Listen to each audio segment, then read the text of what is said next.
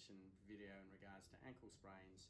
When you sprain your ankle, playing sport, or you slip on a step and the ankle goes out like I'm showing you here, you tear these two ligaments on the outside of the ankle. You also jam the bone here. This is called an inversion injury, and in this case, when you present to us, we need to be sure that you haven't broken the fibula.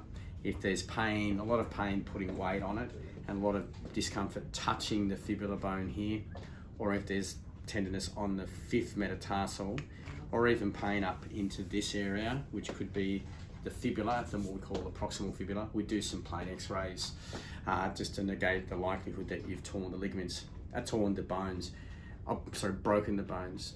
If you've torn the ligaments, an MRI is not necessary at the beginning, because the treatment of an ankle sprain and torn ligaments, essentially 80% of them will not heal, but you'll become functional with rehabilitation. And so we don't worry about an MRI at the beginning, certainly for the first 6 weeks, if there's improvement with physiotherapy. The physiotherapy is aimed at increasing the ankle range, mobilization of the middle bones and the bone underneath, the calcaneus. It's involved with strengthening of the calf, balance exercises, including glute control. We find that in 80% of cases, by 6 to 8 weeks, there's improvement, and we'll rehabilitate you then onto a jumping program and onto a running program.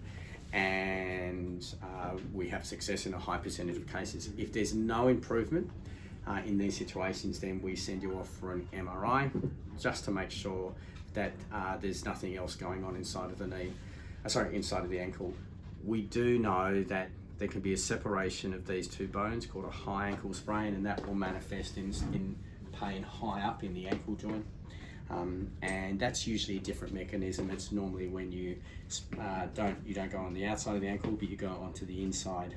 And the treatment of choice for that is a definitive MRI, and if that comes back as a high ankle sprain, we send you off to an orthopedic surgeon for their consultation. What we also know is that, say 8 weeks down the track, if you continue to get pain and instability in the ankle, this little video also shows what's happening on the inside. So this is part of the bone. This is part of the bone.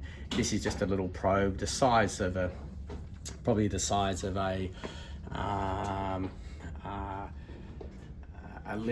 a little camera that goes in with a little instrument here, and it's probably a third of the size of a chopstick head, and you can sort of see what it's doing. It's clearing out a lot of scar tissue.